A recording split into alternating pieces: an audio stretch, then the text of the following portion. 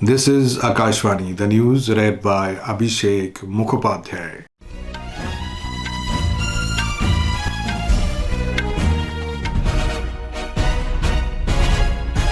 Prime Minister Narendra Modi today took an apparent dig at Congress for bringing out a black paper against the government, saying it will work to cast off any evil eye as his government continues to work for the growth of the nation.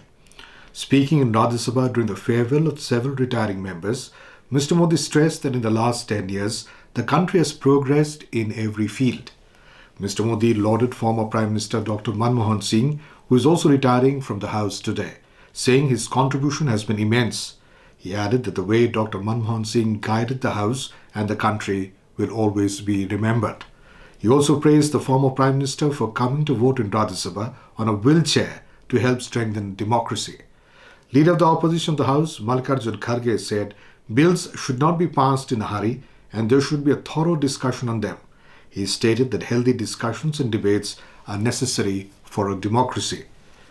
The government will bring white paper in the Lok Sabha today highlighting the country's poor economic condition during the UPA rule.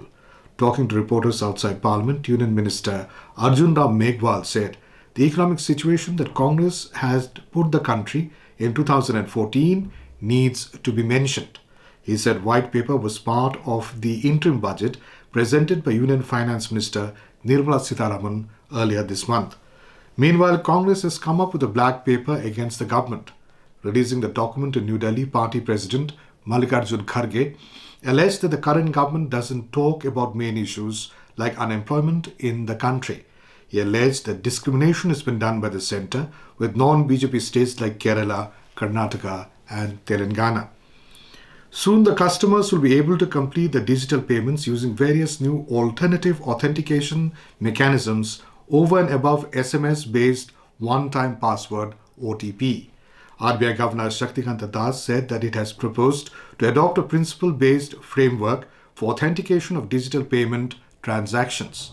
Instructions in this regard will be issued separately, he added. From the last few months, RBI is doing pilots of the central bank digital currency, CBDC, in wholesale and retail sector.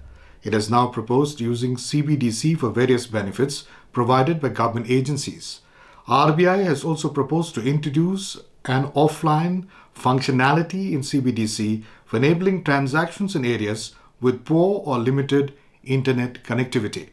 Multiple offline solutions across hilly areas, rural and urban locations will be tested for this purpose. These functionalities will be introduced through the pilots in a gradual manner, Governor said. Home Minister Amit Shah today announced that his ministry has decided to scrap the free movement regime, FMR, between India and Myanmar to ensure the internal security of the country and to maintain the demographic structure of the northeastern states bordering Myanmar. In a social media post, Mr. Shah added that since the Ministry of External Affairs is currently in the process of scrapping it, the Home Ministry has recommended the immediate suspension of the FMR. He emphasized that it is Prime Minister Narendra Modi's resolve to secure the nation's borders. The 17th staff talks between the Indian and the French Navy was held on the 6th and 7th of this month in New Delhi. The meeting was co-chaired by Assistant Chief of Naval Staff, Foreign Cooperation and Intelligence, Indian Navy, Rear Admiral Nirbhay Bapna, and International Engagements Director, French Navy, Rear Admiral Jean-Marc Durandau. In a release, the Defense Ministry said that the talks witnessed active participation from both sides. Polling is underway in Pakistan to elect a new parliament. Local media reported that polling station staffs were shot at in Pakistan, leaving one police officer dead. The incident happened in Tang district of Khyber Pakhtunkhwa province.